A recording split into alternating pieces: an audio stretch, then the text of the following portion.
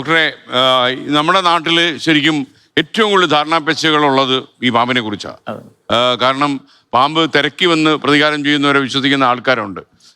പാമ്പിന് ശബ്ദം കേൾക്കാൻ പറ്റില്ല എന്നൊക്കെ നമുക്ക് അറിയാമെങ്കിലും പൊതുവെ ആളുകൾ വിശ്വസിക്കുന്ന അങ്ങനെയാണ്. ഡോക്ടറെ, ഈ കേസൊക്കെ എടുക്കുമ്പോൾ ഡോക്ടറുടെ ഒരു അഭിപ്രായം എങ്ങനെ ഇക്കാര്യത്തിൽ? ആരെയും കുറ്റപ്പെടുത്താൻ പറ്റില്ല ഈ കാര്യത്തിൽ. നമുക്ക് അവയർനെസ് ആവശ്യമാണ്. ഇപ്പം നമുക്ക് പറയുകയാണെങ്കിൽ ഇപ്പം വീടുകളിൽ തന്നെ നമുക്ക് ഒത്തിരി കാര്യങ്ങൾ ചെയ്യാൻ പറ്റും.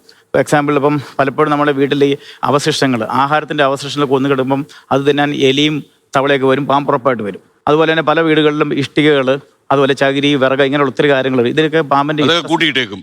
ഇത് പാമ്പിന്റെ ഏറ്റവും ഇഷ്ട സ്ഥലമാണ്. മിക്കവാറും രാത്രി കുക്ക് ചെയ്യാൻ വേണ്ടി വിറകെടുക്കാൻ പോകുമ്പോൾ കടിക്കാറുണ്ട്. അതുപോലെ പല വീടുകൾ കാണുന്നതാണ് പിന്നെ കയർ ഉപയോഗിച്ചിട്ട് ചെടികളും പച്ചക്കറികളും ടെറസിലോട്ട് കയറ്റിവിടും. ഇതുവഴി ടെറസിലോട്ട് കണക്ട് ചെയ്യും. ഇതുവഴി പാമ്പുകൾ മുകളിലെത്താറുണ്ട്.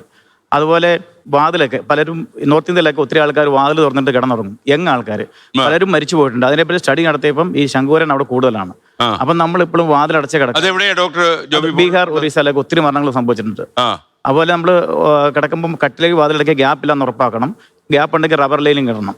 അതുപോലെ ജനലൊക്കെ നമ്മൾ തുറന്നിട്ട് വേണമെങ്കിൽ നെറ്റ് ഇടണം. അതുപോലെ കുളിമുറിയിൽ നിന്ന് പോകുന്ന ഡ്രെയിനേജ് പൈപ്പിൽ എപ്പോഴും മെറ്റൽ ഇടണം. പിന്നെ പലപ്പോഴും കാണുന്നുണ്ട് ഷൂ ഒക്കെ ഈ ടൈലിലൂടെ എഴയാൻ പറ്റുമോ പാമ്പിന്? ടൈലിലൂടെ എഴയാം, പക്ഷേ ടൈലിലെ ഗ്യാപ്പ് ഉണ്ടെങ്കിൽ അതിൽ പാമ്പ് കിടക്കാറുണ്ട്. അപ്പം ടൈലിൽ ഗ്യാപ്പ് ഇടല്, പിന്നെ അതുപോലെ ഷൂ റാക്കി വെക്കണം. പലരും ഷൂവിൽ നിന്ന് തന്നെ പാമ്പ് പിടിച്ച ഒത്തിരി കേസുകൾ കണ്ടിട്ടുണ്ട്.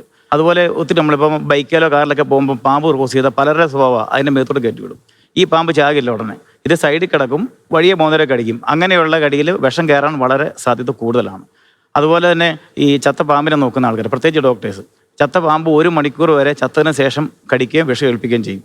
അങ്ങനെയുള്ള സമയത്ത് ഗുരുതരമാകാനുള്ള സാധ്യത കൂടുതലാണ്. കാരണം സാധാരണ പാമ്പ് അതിൻ്റെ വിഷം കളയില്ല, അത് അതിൻ്റെ ദഹനത്തിന് വേണ്ടിയുള്ളതാണ്. നിവൃത്തിയില്ലാത്ത സമയത്ത് കുറച്ച് വിഷം കയറ്റും.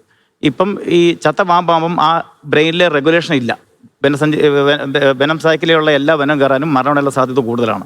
ഈ ഡോക്ടറെ, പലപ്പോഴും ഈ പാമ്പ് കടിച്ചു കഴിഞ്ഞാല് പാമ്പിനെ ആൾക്കാർ തട്ടിക്കളയും, കൊന്നുകളയല്ലോ. അപ്പൊ കൊന്നുകളഞ്ഞ് അതിന്റെ പടമൊക്കെ എടുത്ത് ചിലപ്പോൾ പാമ്പോടെയാണ് ഉള്ള ആശുപത്രി. അതിനെ കുറിച്ച് എന്താ ഡോക്ടർക്ക് പറയാനുള്ളത്? കാരണം അതിന്റെ ഒന്നും ആവശ്യമില്ല, ഒരു പടം മതി. ആവശ്യമില്ല. പാമ്പ് കടിച്ച് പാമ്പിനെ കൊല്ലാൻ പോകല്ലേ. അതിന്റെ കാരണം ഞാൻ പാമ്പിനെ കൊല്ലുന്ന നിയമവിരുദ്ധമാണ്. 2, നമ്മുടെ ഗോൾഡൻ അവേഴ്സ് വേസ്റ്റ് ആവുകയാണ്. രോഗി എത്രയും പെട്ടെന്ന് ഹോസ്പിറ്റലിൽ എത്തിക്കണം. അപ്പൊ ആദ്യം കടിച്ച കടി ചിലപ്പം ഡ്രൈ ബൈറ്റ് ആയിരിക്കും, വിഷം കയറിയിട്ട് കാണത്തില്ല.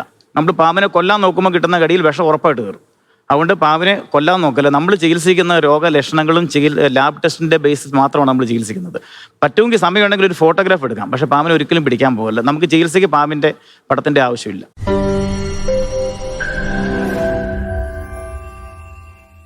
ലോകത്തെവിടെയായാലും ഏത് സമയത്തും 24 വാർത്തകളും ഓഗ്മെന്റഡ് റിയാലിറ്റി പാക്കേജുകളും എക്സ്പ്ലെയിനറുകളും വിശദമായി കാണാൻ ഞങ്ങളുടെ യൂട്യൂബ് ചാനൽ നിങ്ങൾക്ക് സബ്സ്ക്രൈബ് ചെയ്യാം.